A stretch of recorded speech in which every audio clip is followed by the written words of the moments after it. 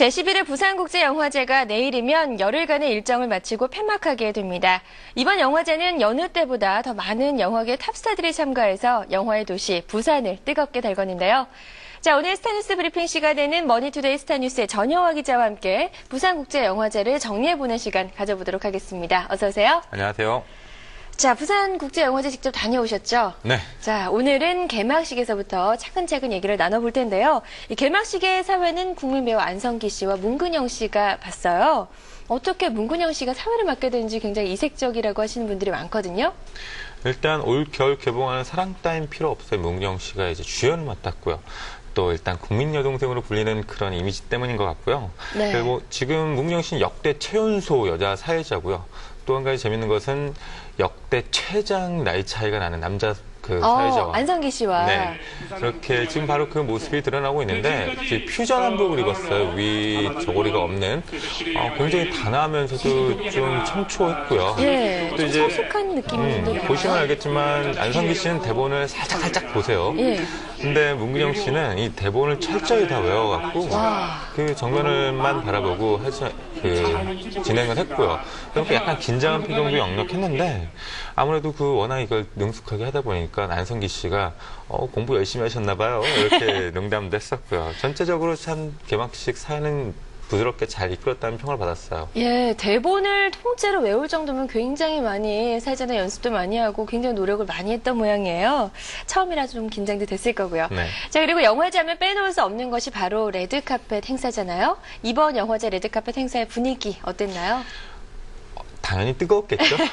일단 포토라인을 잡기 위한 취재 경쟁이 굉장히 뜨거웠고요. 바로 그 전날부터 그 포토라인 잡기 위해서 이렇게 자리를 마련하기도 했었고요. 이제는 배우들도 레드카펫을 완전히 즐기는 분위기예요. 맨 처음에 이제 부산국제영화제나 각종 영화제에서 레드카펫이 생길 때만 해도 이제 그냥 쭈뼛쭈뼛 하거나 곧바로 지나거나 아니면 포토라인에서 착 사진만 찍고 말았는데 네. 이제는 당당하게 그 레드카펫을 즐기는 분위기였어요.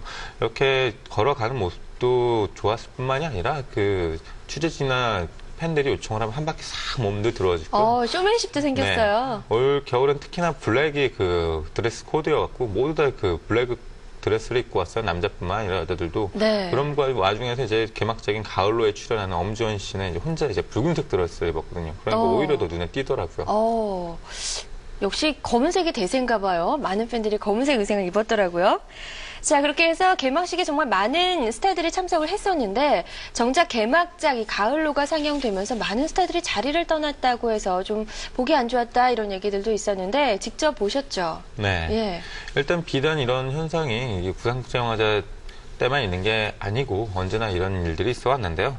일단 무대 앞쪽에 아무래도 배우들의 자리가 배치되고 그다음에 일반 관객들의 자리가 배치가 되는데 아무래도 개막작 할 때 한두 명씩 빠져나가다 보니까 스타가 빠져나오면 시선이 쫓아가게 되잖아요. 그렇죠. 그러다 보니까 좀 영화를 관람하는데 불편하지 않았나.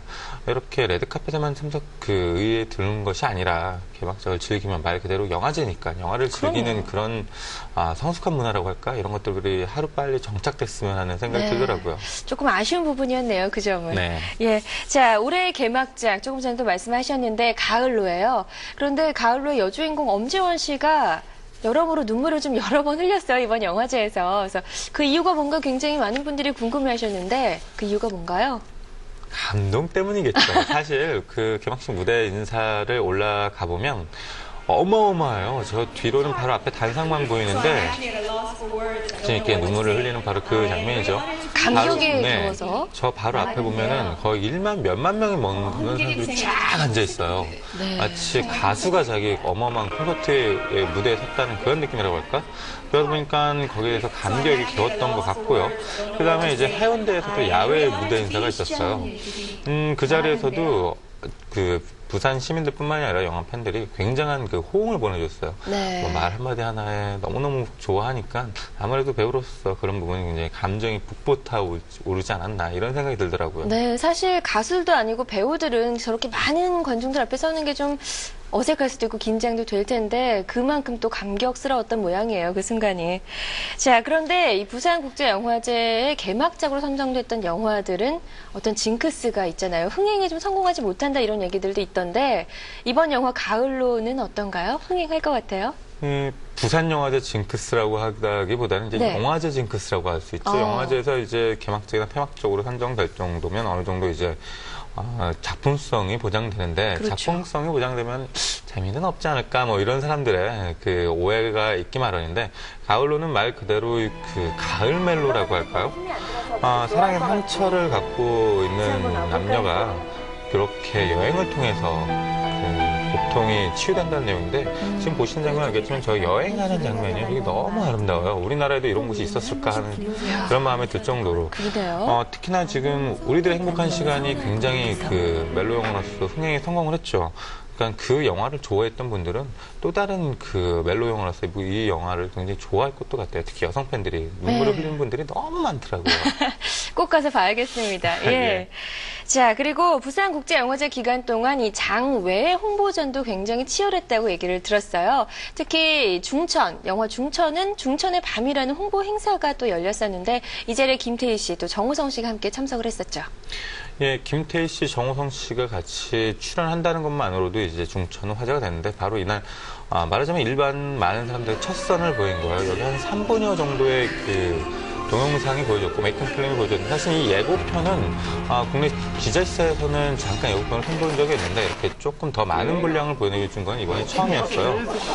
그뿐만이 아니라 이제 아까 치면 메이비하고 잠깐 희석이 나왔죠. 중천 OST에 참여를 했어요. 그래서 이날 노래도 불렀고요. 네. 아무래도 두 배우가 특히나 외국에서 특히 일본, 중국 쪽에 인기가 많다 보니까 취재진들의 이제 시선이 쏠릴 수밖에 없었고. 네.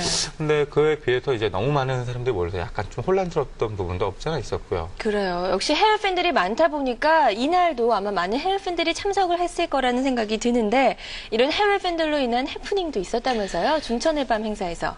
그러니까 중천의 밤 행사뿐만이 아니라 올 이제 부산국제영화제 특히 이제 한류 스타들을 앞세운 행사들이 굉장히 많았어요. 그러다 보니까 특히 일본 팬들이 많이 찾아왔는데 뭐 어느 정도였냐면은 일단 일본 팬들은 원래 그 얌전하기로 소문이 나는데 그렇죠. 특히나 한류 스타를 좋아하시는 분들은 좀 굉장히 그 성격이 강하신 분들인 것 같아요. 적극적이고. 이 프레스카드, 기자들의 프레스카드 같은 경우도 어떻게 구했는지 갖고 오기도 했고요. 그래서 일일이 그 해당 기자와 이제 그 프레스카드 소지자가 맞았는지 그것을 네. 검사하느라고 오히려 취재진들이 행사에 시작했는데도 못 들어가는 그런 경우도 뭐 벌어지고요. 그렇기 때문에 내년 이제 그 부산국제영화제는 또 다른 이제 안전장치가 필요하지 않을까 이런 생각도 또 들었고요. 네. 이런 영화제의 특색 중에 하나는 영화제를 직접 찾아가면 또 스타들이 직접 바로 코앞에서 만날 수 있다는 게 아닌가 싶은데요. 특히 영화 비열한 거리 이 관객과 만남의 시간도 굉장히 많은 팬들의 환호를 받았다고 들었어요. 특히 절반 정도가 일본 팬들이었어요. 조인성 씨가 이제 출연한 작품들이 드라마들이 일본에 소개다 보니까 아무래도 인기가 많은 것 같고요. 저 뒤에 앉아있는 분들이 이제 아주머니 팬들도 굉장히 많았는데 조인성 씨가 자기를 쳐다볼 때까지 계속 톤을 흔들더라고요. 뭐 뿐만 아니라 인성짱 뭐 이렇게 부르기도 하고요. 특히나 이제 유아 감독에게 묻더라고요. 조인성 씨가 출연한 이 영화 너무 좋다. 일본에서도 볼 수 있었으면 좋겠다. 어떻게 언제 정도 개봉이 되느냐 이래서 대표로 질문해서 물어보기도 하고요. 네. 그냥 여러모로 보기에 좋았어요. 그래요. 조인성 씨 진짜 본격적으로 이제 한류스타 대열에 정말 들어섰네요. 자, 이렇게 올해 부산국제영화제 뭐 여러모로 좀 아쉬운 점도 있었고 갖은 해프닝도 있었지만 성공적이었다는 평가가 대부분 내려지고 있어요. 전효화 기자는 어떻게 보세요?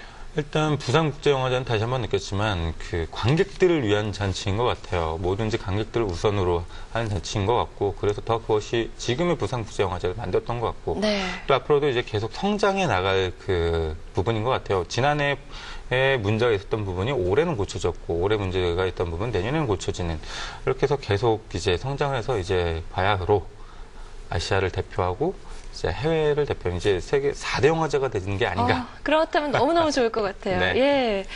자, 오늘은 폐막을 하루 앞둔 제11회 부산국제영화제에 대해서 이야기를 나눠봤는데요. 이 국내의 스타들이 모두 모인 이번 영화제 마무리는 차인표 신혜라 부부가 폐막식 진행을 맡는다고 하죠. 끝까지 관심을 갖고 지켜보도록 해야겠습니다. 자, 스타뉴스는 잠시 광고 보고 2부에 다시 시작하고요. 전효화 기자는 다음 주에 뵐게요. 고맙습니다. 감사합니다.